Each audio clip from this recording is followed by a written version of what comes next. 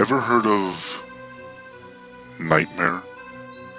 Like a lot of other games in the 90s, it came with a VHS which you timed with your play. The character on the video would give you instructions on what to do while you played the game in real time. Being a scaredy cat, I refused to play it when my mom bought it for us. My brother was disappointed about not being able to play Nightmare, but my mom had a solution. She brought out Rap Rat. It was a cheap, dingy little thing catered to kids my age. You went around the board collecting cheese, and the first player to reach the end would win. It seemed simple enough, and since it reminded us of Mousetrap, which we didn't have, there were no objections. We popped the movie into the VHS and set up the board.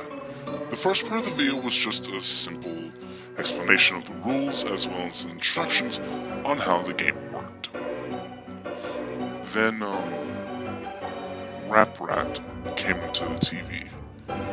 He was not what any of us had been expecting. My smaller brother, who was only 3 at the time, immediately left the room crying. The rat didn't even resemble a rat. The ears were far too big. It had a mouth lined with 2 teeth, and the inside of the mouth almost looked swollen. The most striking part about the thing, though, was the eyes. They were large, glassy, and fish-like. I asked, then bothered, then begged my mom to turn it off. Rap Rat suddenly shouted loudly, screaming and wailing, saying, "Wait your turn!" in a demonic, low-pitched voice that was not at all like his normal, obnoxious, nasally voice. In the background, we could hear the narrator saying, "He's Rap Rat, he's the boss, he's the boss," over and over again in an overly serious tone. The video was indescribable. Images crossed the screen in quick succession, overcut with Rap Rat's expressionless eyes. The images were some of the things I was afraid of at the time. A person looking over a balcony, a hornet slowly stinging someone's eye, an extreme close-up of a tarantula, a pit full of writhing cobras, and a bloodied syringe filled with green fluid. We immediately turned the video off, and I ran out of the room screaming, slamming my door. It took my mom 20 minutes to convince me that the video was gone. That I would never, ever see it again. I had nightmares all week about Rap Rat. That wasn't the last time I saw him, though. When my girlfriend and I were preparing to move in together, I was cleaning out the closet of my room and found it again. Like the game, with the same VHS and same board game inside. It was almost perfectly intact, save for a thick layer of cobwebs and dust bunnies on it. This was strange. Didn't my mother get rid of it? And what was the game doing in my room? I let out a bit of a gasp when I found it, and my girlfriend came into the room asking what was the matter. Breathing harshly, I said, "Rap Rat." She laughed a bit, asking if it was a joke, and I shook my head, explaining that it wasn't. She didn't believe me. I mean, nobody did. And I decided that the only way to prove to her was to show her the video. I borrowed my neighbor's VHS and played the video for her. However, the images had changed. I saw a clown, its nose bursting and spraying blood onto the screen. I saw a woman alone in a dark room. I saw a man being forced to pick up a white-hot metal and hold it in his outstretched hand, turning his hand to a leathery mess. The scratching I heard as a child continued, picking up louder and louder, then Rat showed up and began twisting and convulsing, its arms thrusting this way and that. The costume wasn't a costume anymore. The felt was real fur. Its face wasn't plastic, but instead a bristle of thorns and teeth. The eyes turned inwards and suddenly popped out again. Rat's huge fish eyes were inside out, staring right at me, watching my every move, my every expression. It grinned wildly and gestured at my girlfriend and I with a single outstretched, inhuman hand. And I could hear the faintest scratching down the front door. The TV went blank and showed static. The scratching got louder. It wasn't scratching anymore, but thumping. The thumping of tiny feet on wood. My girlfriend embraced me in fear, and my senses kicked in. Before anything else could happen, I stopped the video, ejected it, and unplugged the VHS. The scratching stopped. When I looked out the living room window, nothing was there. The police showed up soon after, warning us that a neighbor had seen a figure outside of our door and had called in concern. My girlfriend and I simply couldn't explain what had happened, and we had to tell the police that it was us. I was furious that a children's game was terrifying me. I went to pick up the tape, but the VHS burned my hand. It felt like I had touched a Bunsen burner on the highest setting. We had to get the oven mitts from the kitchen in order to take it out, and even then it was scorching hot.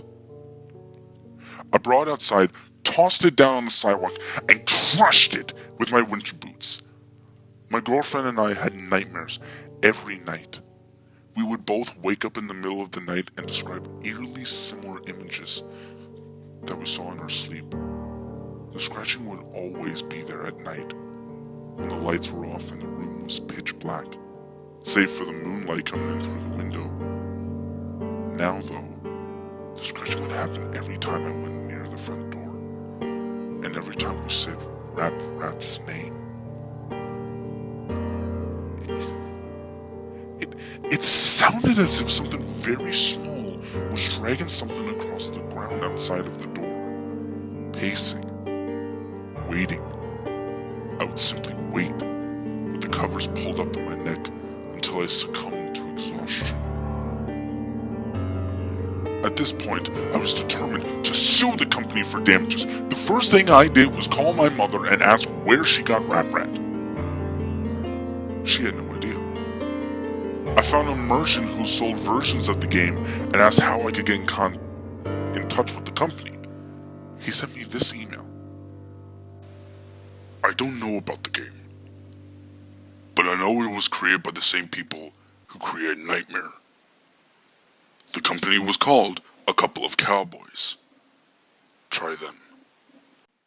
I did a bit more research, and I discovered that the company became defunct in 1994, only 2 years after the company created Rat. I discovered why they did soon after. How he came to be. In 1992, the year of the game's development, A Couple of Cowboys had commissioned a manufacturing company in Haiti to create the doll portrayed in the game. The company who created the puppet ran a sweatshop where they forced women and children to produce the various components of the puppet, including the felt and plastic of the doll. One day, a young Haitian girl got her arm caught in the industrial sewing machine. The spring loader, unable to handle the weight on the machine, came loose and struck the child's neck, killing her instantly. A few days after the funeral, the mother of the child came to the factory, demanding to see the owner, who denied that he had anything to do with it.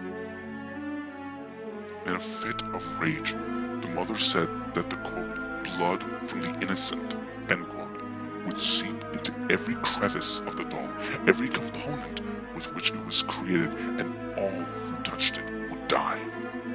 She claimed to have summoned a fear demon and screamed at the top of her lungs, "Apparat will curse you!" The owner simply laughed and told his corporate bosses about the demon. They spread the joke from person to person, and the game was renamed Rap Rat, a loose anagram of the real thing. Each resuscitation of the name brought with it a greater and greater curse. Only 2 years after Rap Rat was created, the company was shut down and the owners hired by Mattel. There were stories of the workers begging for days off, skipping work for weeks and weeks, finding the puppet in strange places. Sooner were the stories of suicides, grim, violent suicides in which the workers would stab their hands and burn themselves to death, writing "I am fear" on the near surface in blood. Nobody knows where the Rap Rat doll went after the original creators disappeared. Some say that the last things the victim saw before going insane were large, sunken, fish-like eyes. Now, words of warning. Never, ever say Apparat out loud. Saying a demon's name out loud is an invitation to them, a calling. If you have already done this, it cannot be undone. Do not try to speak to or contact him. Avoid being awake between 3:30 and 4 a.m. when Rap Rat is the most likely trying to scare you. The VHS is back. I thought I stomped on it, smashed it to Kingdom Come, but it's back.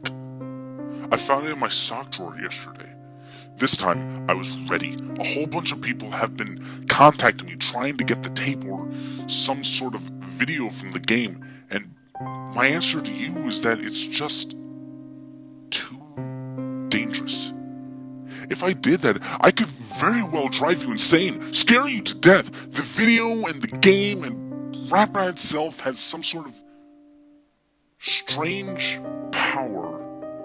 Rap Rat follows me everywhere I go. I see little shadows in the corner or hear sounds coming down the hallway when I'm the only one home. If Rap Rat is there, it will let you know. But it will never let you see it. Until it's too late, of course. A lot of people have been watching the normal video from the normal board game. And see, that's the thing. Rap Rat can be normal. It will trick you into thinking it's just a puppet. And then stop.